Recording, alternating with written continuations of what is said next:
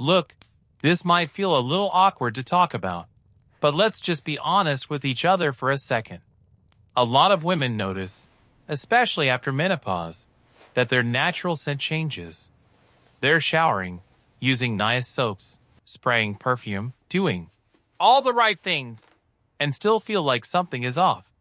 Family doesn't say anything, but they feel self-conscious every time they bend down to hug a grandchild or sit in a quiet room with other people. If that sounds even a little bit familiar, you are so not alone. What most women don't realize is that it's usually not about being dirty at all. It's about chemistry. As we age, our skin, hormones, and even the bacteria that live on our bodies shift in really big ways. And here's the wild part. Some of the habits that feel the most clean and proper are actually the things that make odor worse. So in this video, we're going to walk through some super common bathroom habits that quietly mess with your body's natural balance, and what you can do instead to smell fresh in a healthy, realistic way. Let's start with something almost everyone is guilty of. Those faithful towels and washcloths. You know the ones. The same hand towel that gets used all week, the same washcloth hanging over the shower rail, the bath towel that feels a little damp, but you think, hey, it's fine. The problem is, your skin is constantly shedding tiny dead skin cells, sweat, and natural oils onto that fabric. Add warm bathroom air and a bit of moisture, and you basically created a little hotel for bacteria. They love that environment. Now, odor doesn't come from age itself. It comes from the way bacteria break down sweat and skin oils and release smelly compounds. When towels or washcloths don't dry properly or get reused too long, you're basically wiping old bacteria right back onto clean skin. That's why you can step out of a shower, feel squeaky clean, and still notice a musty, sour smell later in the day, even if you're doing everything right. A simple fix goes a long way here. Try using a fresh washcloth every day, and hang towels fully spread out so they can dry completely instead of being scrunched up on a hook. Aim to wash them regularly in hot water with a good detergent, and make sure they dry fully before using them again. It sounds basic, but for a lot of women, just tightening up towel and washcloth hygiene makes a noticeable difference in how their body smells over time. Now, here's where things get counterintuitive. When many women start to worry about odor, the first thing they reach for is more scent. Strongly fragranced body washes, floral soaps, powder fresh deodorants, body sprays, scented panty liners, the whole arsenal. On the surface, it feels logical. If I don't like how I smell, I'll just cover it. But your skin is home to a whole community of bacteria, some that protect you, some that cause problems. When you bombard the delicate ecosystem with heavy fragrance and harsh detergents, you don't just cover the smell, you disrupt the balance. The good bacteria that help keep odor-causing bugs under control are often more sensitive. Harsh cleansers and strong perfumes can reduce their numbers and irritate already delicate, aging skin. Meanwhile, tougher, more problematic bacteria are left behind and have more room to grow. So you end up in this vicious cycle. You notice more odor, you add more scented product, your skin barrier gets weaker, and the odor actually gets worse underneath the perfume. If that sounds like you, here's a gentler approach. Look for fragrance-free, pH-balanced cleansers designed for sensitive or mature skin. These tend to support your skin's natural acidity instead of stripping it away. Instead of layering several perfumed products, scented soap, scented lotion, scented powder, try focusing on one mild, unscented cleanser.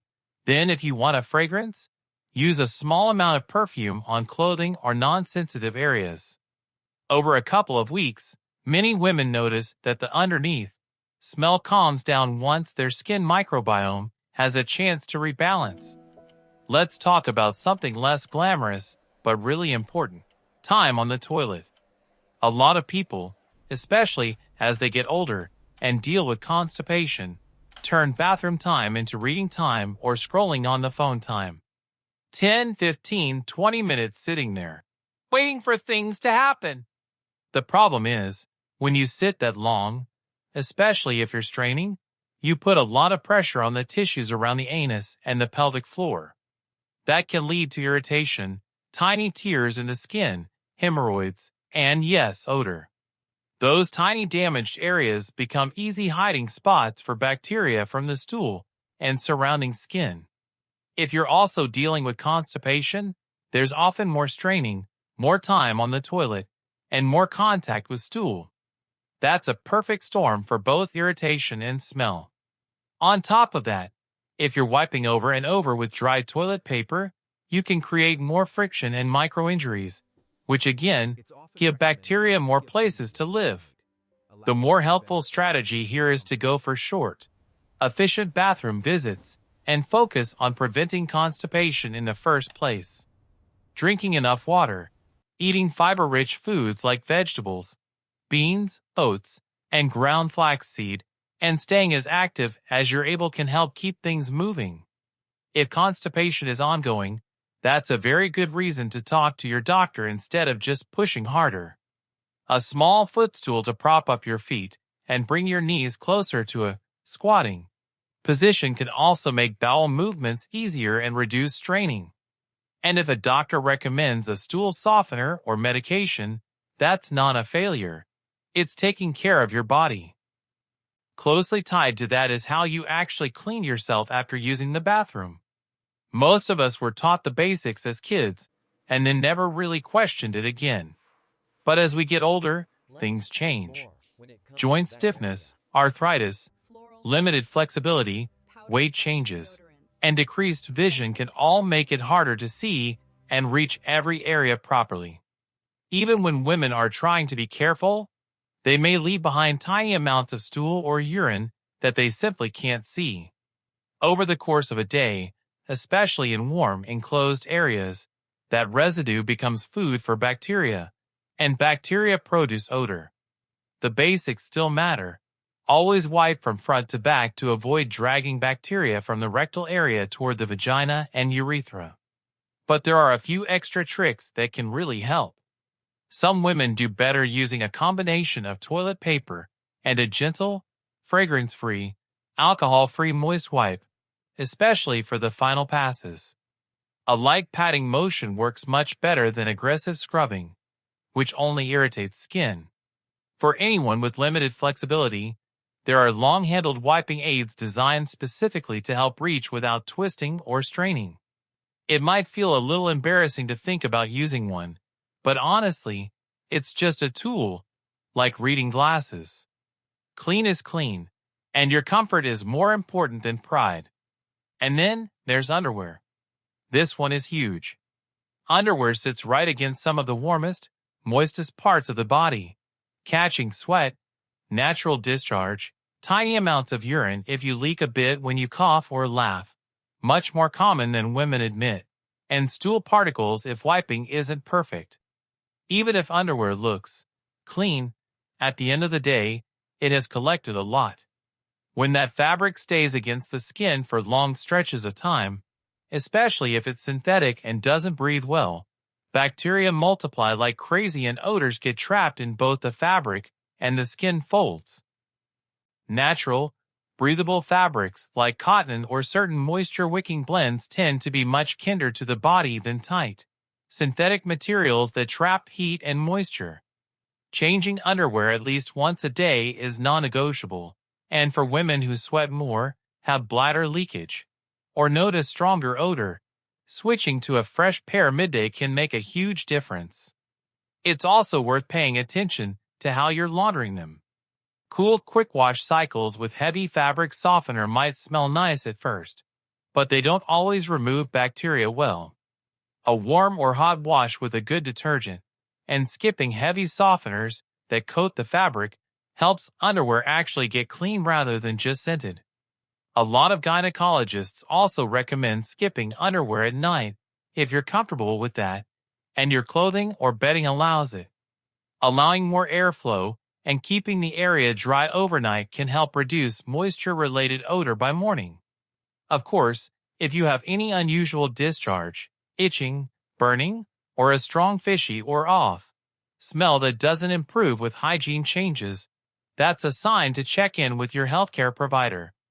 Odor can sometimes be a clue to infections or other medical issues that need real treatment, not just more washing. Which brings us to the most surprising piece of this whole puzzle: overwashing, especially the genital area, and using harsh soaps or douches. This is the one that catches almost everyone. Many women think, if I don't like how I smell, I should scrub more. They'll wash the vulva several times a day, use strong soap directly on the most delicate areas, or even douche internally with feminine washes. It feels like the responsible, hygienic thing to do. But the reality is almost the opposite. Your vaginal area has its own built-in cleaning system. The vagina itself is self-cleaning and has a naturally acidic pH that keeps many harmful bacteria in check. There are specific types of beneficial bacteria that actually protect you by outcompeting odor-causing and infection-causing organisms. When you repeatedly hit that area with soap, especially strong or antibacterial soap, or flush it with perfumed washes, you strip away the good bacteria and disrupt that natural acidity. Once that protective balance is gone, less friendly bacteria and yeast have an easier time taking over. And guess what they produce? Strong, persistent odors. A much kinder routine looks very different. Most experts suggest rinsing the external genital area once a day with warm water and using your hand instead of a rough washcloth. If you really want to use a cleanser, choose one that's specifically labeled for external intimate care, fragrance-free, and pH balance for that area. Use it sparingly and only on the outside, never inside the vagina. No douching, no internal washes, no perfume sprays aimed directly at that tissue. After washing, gently pat dry with a clean towel, and make sure everything is fully dry before putting on underwear. If you've been overwashing for years, you might not see changes overnight. Sometimes it takes a couple of weeks for the natural balance to settle again. During that time, try to resist the urge to fix it by going back to harsh products.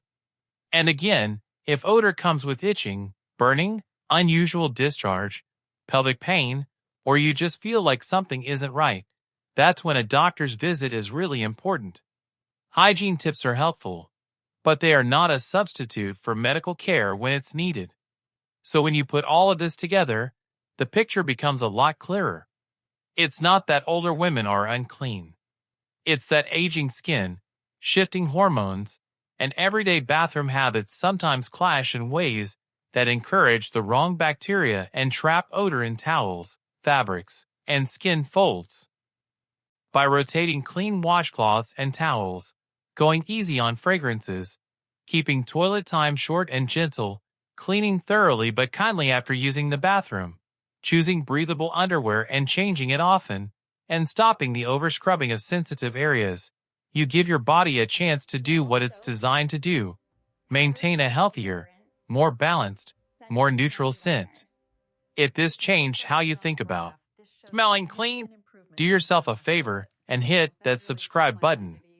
I take the confusing, sometimes embarrassing parts of women's health and break them down in plain English. Real science, no gimmicks, no shame.